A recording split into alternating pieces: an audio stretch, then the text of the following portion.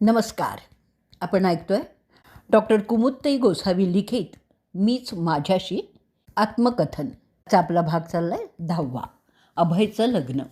ही प्रपंच नेटका करण्याचा नेटाने प्रयत्न चालूच होता. बाहेरची कामं जितकी महत्त्वाची तितकीच घरचीही मौलिक मानल्यामुळे अंतर पडतच नसे. उलट नेहमी प्रार्थना करायची की सद्गुरू, माझ्या बुद्धिरूपी वेलीवर कधीही अविवेकाची फुलं येऊ देऊ नकोस. चांगल्या विचारांची, चांगल्या अभेदभावाचीच फुलं येतील असे स्नेहल वसंत होऊन मला कृपांकित करावं, म्हणजे सर्वत्र समभावच राहील. अंजूच्या विवाहानंतर 1990 साली पद्माकर पेडगावकर या माझ्या मानस बंधूंच्या विशेष पुढाकाराने अभय भारतीचं शुभमंगल झालं, तेही जालन्याला. आमच्या सौ लीला मावशी आणि वसंत काका जेहूरकर यांची भारती ही कनिष्ठ कन्या.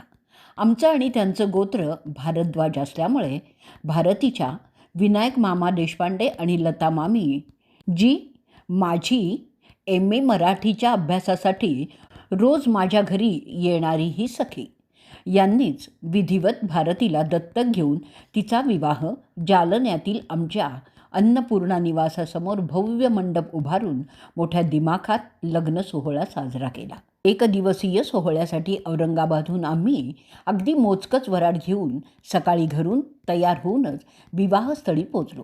सर्व लग्नविधी सानंद करून परतलो. भारती अंजूची अतिशय जीवीची जीवलग आज लक्ष्मीच्या पावलांनी घरी आली आणि पुढे पाहता पाहता सुगरणीचा म्हणजे अक्कांचा वसा पुढे चालू ठेवत सर्वांची लाडकी पण ती झाली. 1991 साली तर 6 जूनला जन्मलेल्या अंजूच्या बाळाची यशोमय्याच होऊन गेली. पुढे बाळाचं बारसं थाटात साजरं करताना हॉलची अतिशय सुंदर सजावट तर कोल्हापूरहून आवर्जून येऊन अंजूच्या लाडक्या चंद्रकांत जोशी काकांनी करताना बाळाचं साकेत नाव असं काही कलात्मक रीतीने सजवलं होतं की ते पाहून सर्वच जण सुखावले.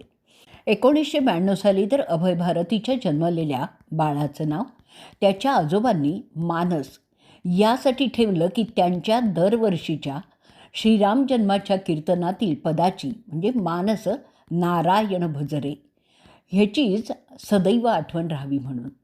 मानसच्या हातून बापूंना, त्यांच्या पणजोबांना सुवर्ण फुलं वाहण्याचा सोहळा तर खूपच देखणा झाला. त्यानंतर दोन्हीही लहान मुलं असताना अक्कांच्या सहस्त्रचंद्र दर्शन सोहळ्यात तर अक्कांसंबंधी मान्यवरांनी शुभेच्छा देताना हाती घेतलेला माईक पाहून माझे दोन्हीही नातू दुडू धावत येऊन एकानंतर एक माईकवर बोलून सर्वांना हसवूनच गेले. अक्काजी मला खूप आवडते, कारण ती माझ्या बाबांसाठी किचन ओट्यावर बसून शेव तळते. असं झोकात साकेतनं सांगताना मानसनं माईकवर जाहीर केलं की अक्का मलाही खूपच आवडते, कारण ती रोज माझ्याशी क्रिकेट खेळते. असा हा अगदी दृष्ट लागण्यासारखा सोहळा बरंच काही खुणावून गेला. जिचं स्वतःचं असं विश्व नसताना केवळ तिच्या चंदनी सेवेने अखंड दुसऱ्यांना आनंद धन हसत मुखाने वाटत राहण्याने तिने गोसावी मठीत येणाऱ्या लहान थोर व्यक्तींना अतिशय आनंदाने खायला घालून तृप्त तर केलंच, परंतु आपल्या निर्व्याज प्रेमाने त्यांची अशी काही काळजी घेतली आहे की तिला त्यांनी कायम आपलीच मानून घेतल्याची साक्षही दिली होती. भाव अत्तराचे आज पार कोसळले, थेंब पावसाचे जेव्हा मातीत मिसळले. मिजास अत्तराची क्षणात विरून गेली, पहिलीच सर जेव्हा मातीत जिरून गेली. असा अनुभव एक दिवस अचानक पतिराजांना हृदयविकाराचा झटका आला. त्यावेळी समोरच राहणारा विवेक मराठे आपल्या नाईट ड्रेसवरच स्वतःची गाडी चालवत हेडगेवार हॉस्पिटलमध्ये वेळेत घेऊन गेला. कारण ज्यावेळी डॉक्टर सतीश कुलकर्णी यांनी सांगितलं की अगदी 5 मिनिटांचाही उशीर जीवावर बेतला असता. निभावलेली वेळ आणि वेळेला चालून येणारी विवेकी माणसं खरंच जुळून आली नसती तर नुसत्या कल्पनेनेही अंगावर काटा येतो. ईशकृपाने संकटातून पार झालो असलो तरी पुढे अनेक कसोट्या होत्या तर आम्ही हॉस्पिटलमध्ये असतानाच अंजूच्या सासूबाईंना देवाज्ञा झाल्याचं कळलं. अंजनीताई म्हणजे अंजूच्या सासूबाई सुगृहिणी तर होत्याच, परंतु आपल्या तीनही सुना समभावाने सांभाळण्यात कुशलही होत्या. आमचे जावई तर आईवेळेच होते, तेव्हा त्यांची समजूत काढणं समवयस्क अभयने कोल्हापूरला जाऊन काढले आणि तेही खूप आवश्यकही होतं. अखेर दवाखान्यातूनच रात्रीच्या एस टीने त्यांची रवानगी तर केली, परंतु प्रत्येक क्षणी अभय अभय म्हणून हक्काने पुकारणाऱ्या पित्याला समजावणं महाकठीण होतं. शिवाय त्यांचे पिताश्री उपशिक्षणाधिकारी असल्यामुळे साहेबांना भेटायला परगावहून येणाऱ्या शिक्षकांच्या झुंडीच्या झुंडी बाहेरच्या बाहेर थोपवण्याचं काम अभय तर अचूकपणे करत होता. त्यात खंड पडल्यामुळे डॉक्टरांचा ओरडा तर खावाच लागला. तुम्ही जर हे थांबवू शकत नसाल तर तुम्हाला सुसंस्कृत कशाला म्हणायचं. पुढच्या वेळी त्यांच्यात एका कार्यक्रमात प्रमुख पाहुणी म्हणून माझा सत्कार करताना त्यांनीच याचा हसून पुनरुच्चार केलेला आहे. हे त्यांचं खरं तर मोठेपणच होतं.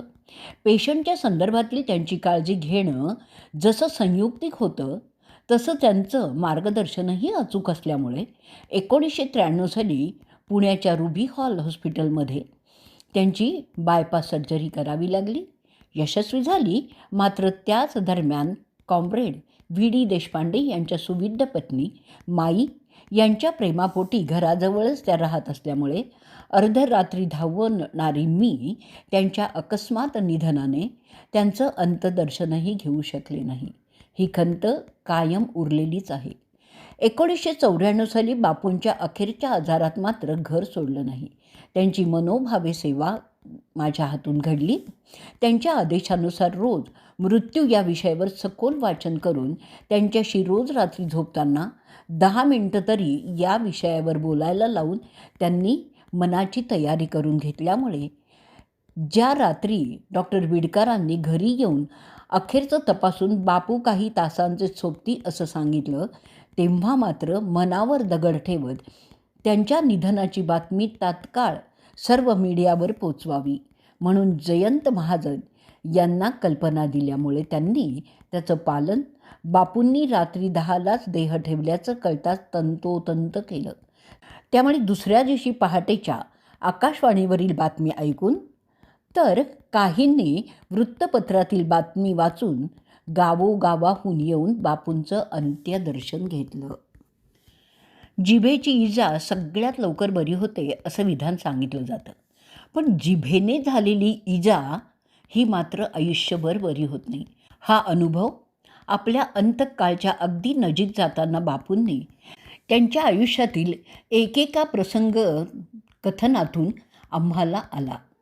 मात्र बापूंनी ते हलाहल पचवत प्रचंड लोकसंग्रह केला असल्याचा प्रत्यय त्यांच्या अंत्यदर्शनासाठी लागलेल्या लांबच लांब रांगांनी दिला. त्यांच्या इच्छेनुसारच त्यांना मंत्राग्नी त्यांचे स्नेही मराठवाड्यातील विख्यात ज्योतिभास्कराचार्य बाबूराव बाबरेकर शास्त्रीबुवांकडेही मला आधीच जाऊन गळ घालावी लागली. कारण त्यांनी हे कार्य सोडल्याचं मला माहिती होतं. मला ते मुलगी मानत असल्यामुळे त्यांना माझा हा हट्ट पुरवावाच लागला.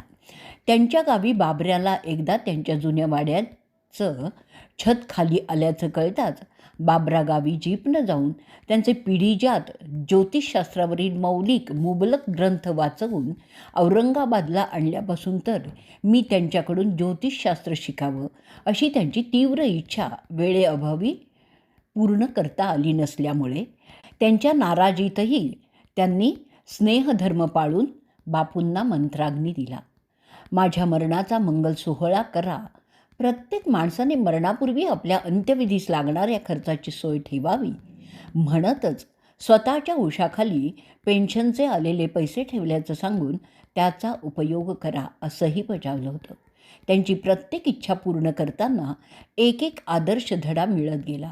रोज डॉक्टर विडकर बापूंना तपासण्यासाठी घरी येत तेव्हा ते नमस्कार डॉक्टर साहेब असं नेमाने म्हणत असत.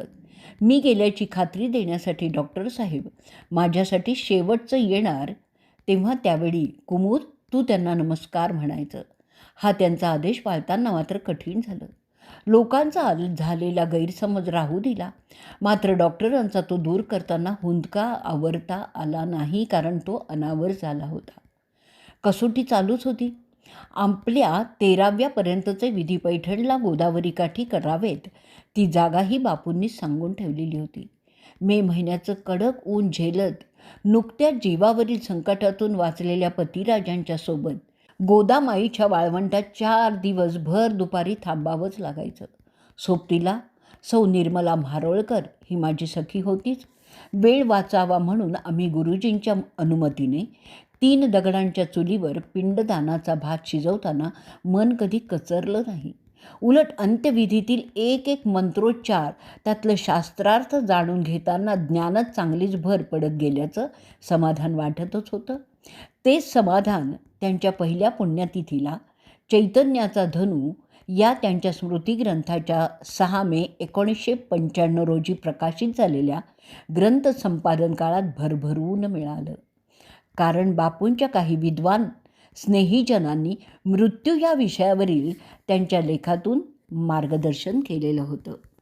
भावना कळायला मन लागतं, वेदना कळायला जाणीव लागते, देव कळायला अतूट श्रद्धा लागते आणि माणूस कळायला माणुसकी लागते.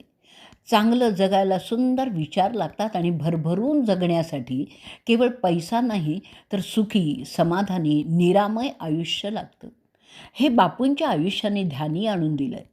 त्यांचा वारसा पुढे चालवताना ज्या समर्थ राम मंदिराची उभारणी बापूंच्या अथक प्रयत्नातून आणि त्यासाठी लागणारं आर्थिक बळ देणाऱ्या दात्यांच्या बापूंवरील विश्वासातून, श्रद्धेतून झाली आहे. तिथे स्थापन झालेल्या विश्वस्त मंडळाचे साधं सभासदत्व न स्वीकारणाऱ्या बापूंनी आपल्या माघारी तिथे चांगल्या विधायक कार्यात योगदान असावं म्हणून सदस्यत्व स्वीकारण्याची मंडळाच्या पदाधिकाऱ्यांच्या विशेष अनुग्रहास्तव मला अनुमती दिल्याने 1995 साली नवीन कार्याची जबाबदारी आली. प्रत्येक दासनवमी उत्सवाच्या शिखरदिनी श्री समर्थ रामदास स्वामींच्या निर्याण्यावरील अभंग निरूपणाची बापूंची सेवा पुढे सातत्याने बापूंनीच माझ्याकडून करवून घेतली. पैठणला ज्यावेळी एकनाथी भागवत चतुःशताब्दी अतिभव्य महोत्सव महाराष्ट्र शासन आणि 1995 सालापासून शासनानेच विद्यापीठ प्रतिनिधी म्हणून विश्वस्त मंडळ पैठणसाठी केलेली असल्यामुळे मंडळ प्रतिनिधी म्हणून मी संयुक्तपणाने साजरा केला. रोज 4000 भक्तांचे एकनाथी भागवत पठण, त्यावर माझं निरूपण, रात्री भजन, संगीताचे विविध रंगी कार्यक्रम, रोज सुमारे 5000 लोकांचं मिष्टान्न भोजन, ज्यांची सर्व व्यवस्था पैठण निवासी एकनाथजी मुंदडा यांनी राजस्थानहून आचार्य बोलावून अशी उत्तम ठेवली होती की कधी अन्न कमी पडलं नाही नि कधी अन्न वायाही गेलं नाही. शेवटच्या दिवशी तर भंडाऱ्याच्या पंक्तीवर पंक्ती उठूनही शिल्लक अन्न स्वतः श्री हरिभाऊ बागडे मंत्री महोदयांनी ट्रॅक्टरवरून वाटलं. पंचक्रोशीत स्वतः पाठवलं. सांगतेला तर तत्कालीन उपमुख्यमंत्री मुंडे साहेबांनी आपल्या भाषणातून शासनाच्या वतीने भरघोस मदतीचं दिलेलं आश्वासन पूर्ण होण्याआधी स्थानिकांनी आपली पुरवलेल्या व्यवस्था सामानाची बिलं वाढवून दिल्याने त्याची पूर्ती करताना कसोटीच लागली. पैठणच्या महोत्सव पूर्तीनंतर औरंगाबादलं श्री समर्थ राम मंदिरमध्ये एकनाथी भागवत पठण आणि पारायण सोहळ्याचं आयोजन मंडळाच्या साहाय्याने करून तिथेही एकनाथी सेवाही म्हणजे भागवतही महिनाभर करता आली. मात्र खरी कसोटी लागली ती आमच्या चेरेकर अम्मांनी आपल्या परदेशातून प्रसूतीसाठी आलेल्या नातीला गर्भसंस्कारासाठी एकनाथी भागवत निरूपण ऐकण्यासाठी आज्ञा केली तेव्हा. श्रोत्यांमध्ये एक एक परखड श्रोते बसलेले. शिवाय नातीच्या बैठकीच्या क्षमतेवर वेळेचं गणित जुळवणं. काही वेळा तर तिच्यासाठी निरूपणाला मधूनच विराम देत ती वेळ श्रोत्यांना अन्य दृष्टांतांनी रिझवून खिळवून ठेवणं. तरीही तो एक आनंदानुभवच होता. जगातील सर्वात सुंदर टॉनिक म्हणजे जबाबदारी. एकदा घेतली की माणूस आयुष्यभर थकत नाही.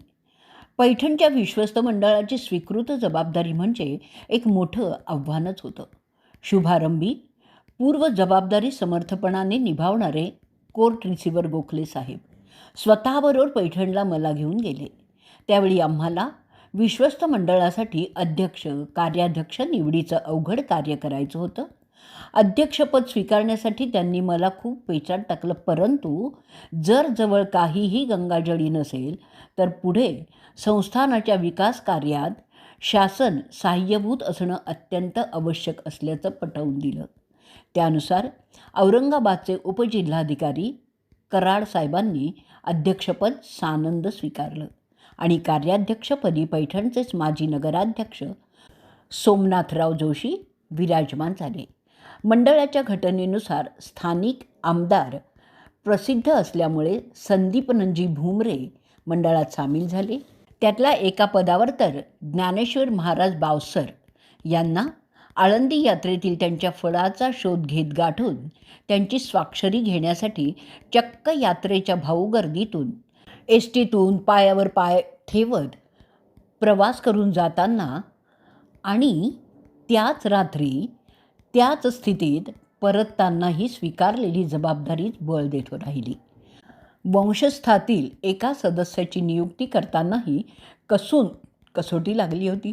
अखेर रघुनाथ बुवा पांडव यांच्या येण्याने 7 जणांचं आमचं विश्वस्त मंडळ कार्यरत झालं आणि पुढील कार्यकाळातील सेवा नाथचरणी अर्पण करताना आनंदही व्हायचा.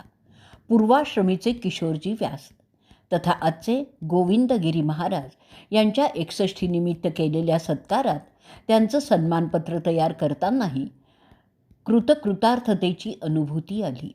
अनिरुद्ध बापूंचा पैठणच्या नाथ समाधी मंदिरात विश्वस्त मंडळाच्या वतीने सन्मान करताना केलेल्या प्रास्ताविकात ज्यावेळी मी आज त्यांच्या रूपाने श्री खंड्याच आलेला असल्याचं म्हणतात कितीतरी वेळ टाळ्यांच्या गजरात वातावरण नाहून गेलं. अनिरुद्ध बापू व्यासपीठाहून खाली येताच त्यांना मी पुनश्च वंदन केलं तर ते म्हणाले, अखेरच्या श्वासापर्यंत नाथसेवा घडेलच आपल्याला. त्यांचा प्रत्येक शब्द रोमांचित करून गेला. कारण ज्यावेळी आमच्या कार्यालयात मी त्यांना चरणस्पर्श करीत गेले आणि नमस्कार केला त्यावेळी नेमकं हेच वागणं मी मनातल्या मनात त्यांना मागे मागितलेलं होतं. माझा ग्रंथसंचय अर्पण केला तेव्हा त्यांनी स्वतःच्याही ग्रंथाचंच प्रसाद भेट दिलेला आहे. ग्रंथवेडीला आणखीन काय हवं. एकदा वाना उत्पात पंढरपूरहून पैठणला त्यांचा अत्यंत देखणा रुक्मिणी स्वयंवर संपादित ग्रंथ नाथचरणी अर्पण करण्यासाठी नाथांच्याच गावातील मंदिरातील आल्याचं कळतात त्यांना गाठून त्यांच्याकडून या ग्रंथाचा प्रसाद मिळवला. मंदिरातील घंटेला आवाज नाही जोपर्यंत तुम्ही तिला वाजवत नाहीत. कवितेला चाल नाही जोपर्यंत तुम्ही ती गात नाहीत. त्याचप्रमाणे तुमच्या भावनांना सुद्धा किंमत नाही जोपर्यंत तुम्ही त्या व्यक्त करत नाहीत. मत वळू नये अशी श्रद्धा हवी, निष्ठा ढळू नये अशी भक्ती हवी, सामर्थ्य संपू नये अशी शक्ती हवी आणि कधी विसरू नये अशी नाती हवीत. अशी नाती अगदी शालेय शिक्षणातही जोडली गेली. ही प्रचिती आली ती 1995 साली. मुलींची शासकीय प्रशाला औरंगाबाद या माझ्या शाळेत माझी शालेय समिती सदस्या म्हणून नियुक्ती झाली. त्यावेळी झालेला आनंद अतिशय स्वाभाविक परंतु अनुपम होता. पुनःप्रत्ययाचा आनंद तर वेगळाच होता, आगळाच होता. विद्यार्थिनी या नात्याने शाळेत शिकवताना नेहमीच आम्हाला अपुऱ्या अशा स्वच्छतागृहाची समस्या असायची. शालेय समितीच्या पहिल्याच बैठकीसाठी गेलेले असताना ज्यावेळी ध्यानी आलं की ही समस्या पूर्णपणाने सुटलेली नाही त्यावेळी आधी तो प्रश्न बैठकीत लावून धरला. पुढे सातत्याने तो पाठपुरावा करून मार्गी लागला. कृतकृतार्थतेचं समाधान मिळालं. याच वर्षी दैनिक देवगिरी तरुण भारत औरंगाबाद कार्यालयातून फोन आला की संपादक मनोहर कुलकर्णी आपल्याला तासाभरात भेटायला येणार आहेत. संपादक महोदयांनी केलेल्या चर्चेनंतर चातुर्मासातील सणवार, व्रतवैकल्य, उत्सव महोत्सव यावर आधारित एक दैनिक सदरासाठी लिहायचं होतं. इंद्रधनू हे सुचवलेलं नावही त्यांना आवडलं आणि त्या निमित्ताने 1995 साली मलाही रोज एक लेख लिहिण्याचं व्रत चातुर्मासात पूर्ण करता आलं. रोजच मिळणाऱ्या वाचकांच्या अत्यंत प्रेरणादायी प्रतिक्रिया प्राप्त होत गेल्यामुळेच. विशेष म्हणजे काही ठिकाणी कधी परिवारांसह, कधी शेजारच्यांसह लेखाचं सामूहिक वाचनही होत असे. त्यामुळे सामूहिक श्रवणानंदातून लाभणाऱ्या प्रतिक्रिया विशेष असत. या आनंददायी लेखन प्रवासानंतर लगेचच समस्त हरिभक्तांच्या इच्छेनुसार सद्गुरू हरिकाकांच्या चरित्र ग्रंथाचा उत्तरार्ध प्रकाशित करण्यासाठी कामाला जुंपून घेतलं. अरूपे घेतले रूप या पूर्वार्ध ग्रंथाला लाभलेली विलक्षण लोकप्रियता जाणून आलेल्या हरिभक्तांच्या अनुभव लेखसागरातून जमतील तेवढे शब्दमोती वेचून सुमारे 350 पृष्ठांचा हरिगंध हा ग्रंथ 1997 साली प्रकाशक डॉक्टर दीनानाथ सोनार, विश्वस्त, हरिसेवा समिती, हत्तरगी यांच्या सहकार्याने हत्तरगी हरिमंदिरातच थाटात प्रकाशित झाला. ज्यांचं मलपृष्ठ के.व्ही. तथा बाबा बेलसरे यांच्या लक्षणीय लेखाने विणटलेलं आहे. जो लेख मी पुण्याच्या प्रेसमध्ये हरिगंधाचं मुखपृष्ठ छापायला देत असताना हाती आला आणि असा विणटला. आजचा भाग आपण इथेच पूर्ण करणार आहोत. उद्या म्हणजे 11व्या भागात आपण हरिग्रंथ आणि हरिगंध याची उभारणी करणार आहोत.